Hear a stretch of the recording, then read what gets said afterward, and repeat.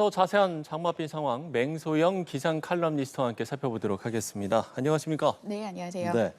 자, 지금은 서울에는 일단 빗줄기가 약해졌습니다만 퇴근 후 이동이 좀 많은 시간대이기도 하고요.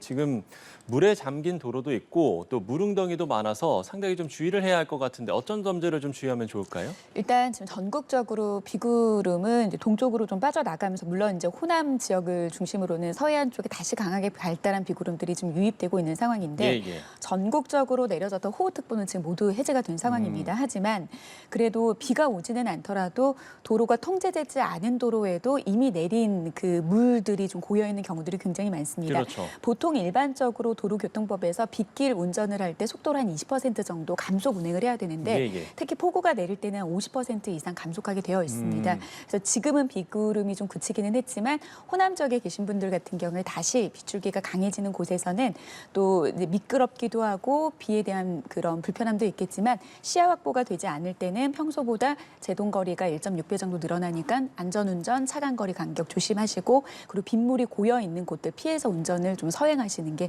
가장 안전하지 않을까 싶습니다. 예. 지금 이제 호남 지역을 이야기해 주셨는데 그러면 지금 정체 전선이 현재 그럼 어느 지역에 얼마나 많은 비를 뿌리고 있는 겁니까? 보통은 이제 정체 전선이라고 하는 것은 우리가 남쪽에 덥고 습한 공기와 북쪽에 차고 건조한 공기가 만나는 대립면에서 형성되는 그 비구름대가 이제 정체 전선상에서 발달한 비구름대인데 오늘은 사실은 굉장히 폭넓은 지역으로 강한 비구름대가 이어졌습니다. 이것은 우리나라의 중심부의 정체 전선이라기보다는 남쪽으로 물러간 정체 전선 사이에서 그 저기압이 통과하면서 폭넓은 지역에 좀 강한 비를 뿌린 건데요. 그 중심이 동해상으로 빠져나가면서 이제 비구름이 좀 잦아든 거고 다시 추가로 서해상에서 비구름이 유입되는 것은 이제 또 다른 시스템이라고 해서 또 다른 비구름이 지금 유입되고 있는 그런 상황인 겁니다. 그렇군요.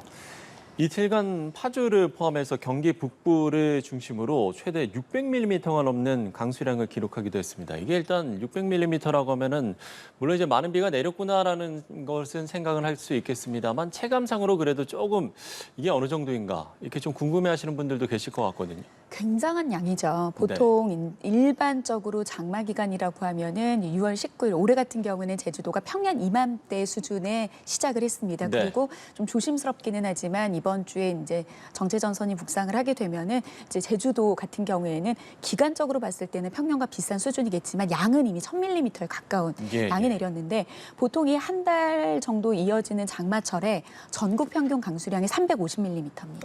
근데 이 양도 거의 여름철 3달 동안 이어지는 비의 대부분을 차지하고 1년 중에서 내려야 될 비에도 거의 절반 가까이가 차지를 하는데 지금 파주 같은 경우에는 600mm라고 하는 그 양 자체가 1년 강수량의 절반 정도에 해당되는 양인데다가 자세히 들여다보면은 이 600mm가 장마 한 달, 지금 아직 장마 기간 남아있지 않습니까? 거의 한 사나흘에 집중적으로 내렸다는 거. 그러니까 양도 많았지만 그 많은 양의 비가 집중적인 시간대에 쏟아 부었다라는 거여서 지난해 오송 지하차도 사건이 일어났던 충청도 지역도 지난해 같은 경우에는 장마 기간 동안에 가장 많은 양의 비를 뿌린 특히 남부지방에 그런 해로 기록이 됐는데요. 대개 남부지방에 많은 양의 비를 뿌은 곳들은 이제 700mm가 넘는 양의 비가 내렸습니다. 이미 한 달 동안 장마철에 내려야 될 양을 절반 이제 이상 그 배 이상으로 뛰어넘은 데다가 이 많은 양들이 오송 지하차도 사건이 일어났던 그 주변인 한 3, 4일 만에 집중이 됐다라는 거. 그러니까 양도 많았지만 이게 짧은 시간에 좁은 구역에 계속 집중적으로 퍼부었다라는 그런 부분을 조금 더 주목해 볼 필요가 있습니다.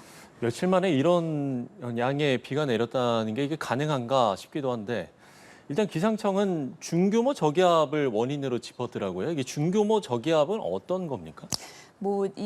중규모, 미규모, 종간규모 여러 가지 규모적인 부분에서 역학과 물리적으로 따지면 너무나도 어렵겠죠. 근데 좀 쉽게 설명을 드리면 우리가 이제 장마 전선과 정체 전선을 이제 혼동해서 쓰게 되는데 과거에는 우리가 정체 전선이라는 이야기를 쓰진 않았습니다.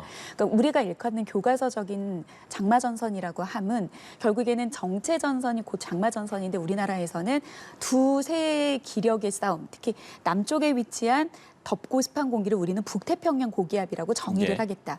그리고 오호츠크의 부분에 중심을 둔 고기압의 영향인 차고 습한 공기의 대립에서 만들어진 그 경계면에서 내리는 비를 우리는 장맛비로 하겠다라고 해서 정체전선 중에서도 장마전선이라고 이름을 구체적으로 붙인 거거든요.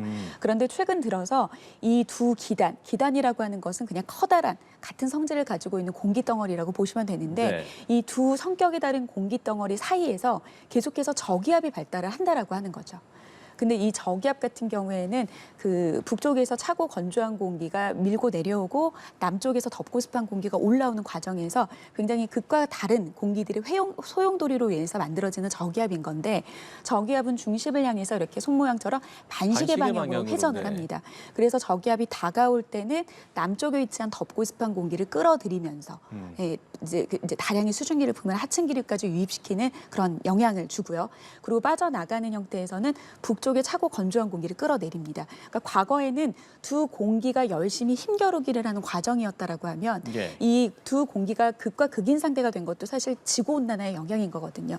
이 지구온난화로 인해서 북극과 남극의 공기를 어느 정도 경계로 대립을 시켜줘야 되는 제트기류가 약해지면서 북쪽에 차고 건조한 공기가 내습을 하고 또 더워진 덥고 습한 공기가 만나면서 더 극과 극인 상태에서 치달은 상황에서 저기압이 중간에 가세를 함으로써 남쪽의 공기와 북쪽의 공기가 더 대립하게 만들어주는 그런 네. 영향을 주고 혼자서 빠지는 이런 형태. 그렇기 때문에 지금 이번 주 같은 경우에도 계속 극단적인 날씨가 나타날 때 계속 주기적으로 저기압이 계속 발달을 한 거거든요. 그래서 이 저기압의 규모 자체를 현재 우리나라 기상과학에서 가지고 있는 그런 이제 격자 간격 안에서 너무나도 작은 규모에서 발달을 하기 때문에 그 예측을 하기도 힘들 뿐더러 예. 이 저기압의 중심이 어디에 위치해 있느냐에 따라서 집중호우가 내리는 구역을 어느 정도 예상을 할 수가 있거든요. 그런데 우리나라뿐만 아니라 이제 예보 기술이 조금 뛰어난 영국 모델이라든지 유럽 모델들이 각각의 저기압의 중심을 너무나도 격차 사이에 다른 사이에서 예측을 하고 있기 때문에 네네. 사실 그 저기압의 중심이 지나가는 위치 언제 생겨날지에 대한 것들이 좀 어려운 상황이어서 이제는 예보뿐만 아니라 실제 진행되는 그러니까 중계라는 표현보다는 실제 날씨 상황들을 같이 곁들여서 봐야 되는 그런 상황인 겁니다. 그러니까 지금 이제 그 기상을 예보하기 위해서 갖고 있는 슈퍼컴퓨터로도 그러니까 예측하기가 어려운 게 바로 이 중규모 저기압이라는 말씀이신 거죠. 그렇죠. 보통은 이제 전체 지구를 예측하는 영역의 수치 예보 모델은 네. 보통 이제 우리가 동네 예보라고 해서 우리나라의 그 예보가 나오는 시스템은 5km, 가로 세로 5km 격자 안에서 굉장히 상세하게 읍면동에 한 3,500개로 구분을 해가지고 기상청에서는 발표를 합니다. 예, 예. 그런데 전체 지구의 예측 영역으로 하는 그런 수치 예보 모델은 보통 한 10에 10, 가로 한 10, 가로 12km 정도의 격자 안에서 날씨를 예측하게 되는 게 지금 이제 최대치, 지금의 예보의 한계인데 예. 지금 앞서 말했던 중규모 저기압 같은 경우에는 이 격자 안에서 발생을 한다라는 거죠. 그러니까 이 격자보다 큰 범위에서 발생을 하게 됐을 때는 그 중심이 어디로 갈지에 대한 예측이 좀 더 수월해지기는 하지만 우리가 최소한으로 만들어둔 그 촘촘해진 격자 사이 안에서 발생할 정도로 굉장히 작은 규모로 발달을 하다 보니까 아무래도 예측에 좀 어려움이 좀 있게 되는 거죠. 예. 지금 정체전선이 중부지방에 며칠 연속으로 많은 비를 뿌리고 있는데요. 이 원인은 어떤 겁니까? 되게 이제 그 장마 기간이 한 달 동안 이어진다라고 하는 것은 앞서 말씀을 드렸던 남쪽에 위치한 덥고 습한 공기 그리고 북쪽에 위치한 차고 건조한 공기가 정체한다라는 것은 힘의 겨루기가 비슷하다라는 겁니다. 그래서 보통은 이제 남북 간의 그런 힘 겨루기를 통해서 한 달 동안 정체하기 마련입니다. 예. 그런데 지금 주기적으로 우리나라에 계속 저기압이 계속 만들어지는 그런 형태를 좀 더 거시적인 관점에서 큰 틀에서 봤을 때 이제 이맘때쯤이 되면은 남쪽에 덥고 습한 공기가 힘을 붙여서 밀어 올리면서 장마가 끝났다라고 하는 것은 덥고 습한 공기가 북쪽으로 이 정체전선을 밀어내면서 끝나는 현상인 건데 예, 예. 지금 우리나라보다 더 높은 곳에 위치한 그 상층에는 전리저기압이라고 해서 정체가 되고 있는 그런 저기압이 위치해 있습니다. 네. 근데 그 위치에 있는 저기압의 영향은 중심을 향해서 반시계 방향으로 불어내리면서 더 높은 상공에 위치해 있는 차고 건조한 공기를 계속 끌어내리기 끌어내리고 때문에 이렇게 표면적으로 봤을 때는 남쪽에 덥고 습한 공기가 올라가는 것을 북쪽에 차고 건조한 공기가 계속 저지해가지고 막아주는 역할.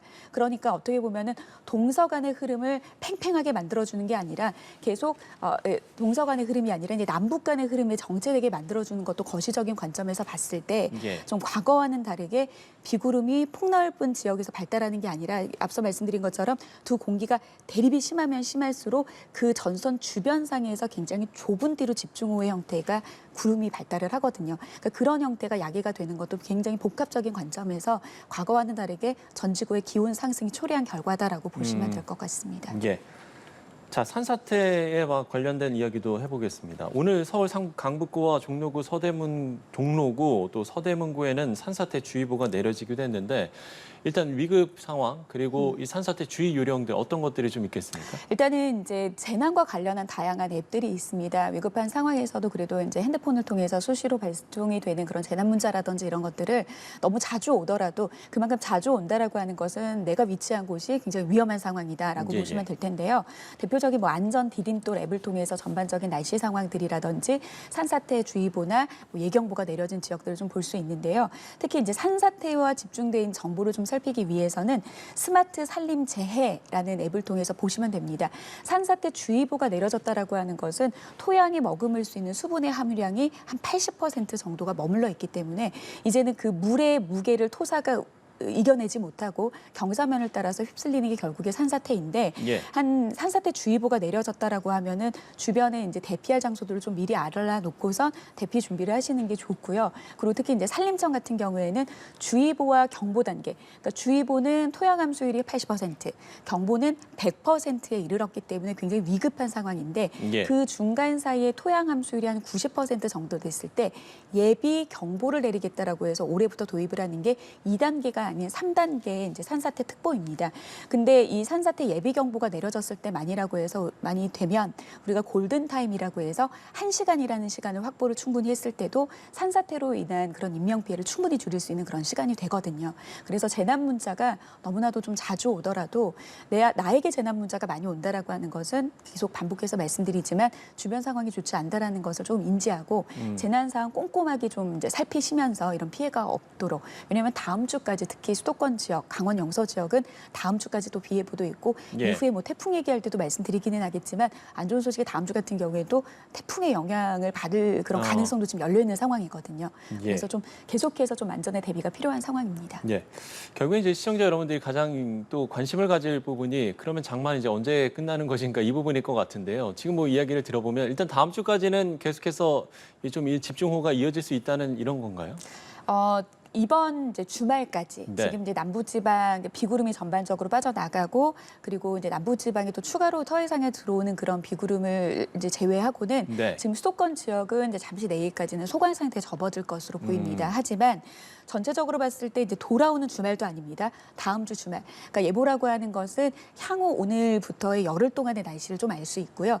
구체적으로 강수량의 정도의 구체화된 날씨는 오늘부터 향후 72시간 동안의 이제 예보만을 좀 볼 수 있는 그런 상황입니다. 그래서 일단은 강수량이 좀 크게 줄어서 내일까지 예상되는 강수량은 이제 수도권 지역은 뭐 많아 20mm 그리고 30mm 이제 충청 지역 같은 경우에 30-40mm지만 이제 남부지방 같은 경우에 다시 많은 곳은 100mm 이상의 비가 예보가 되고 있는데요.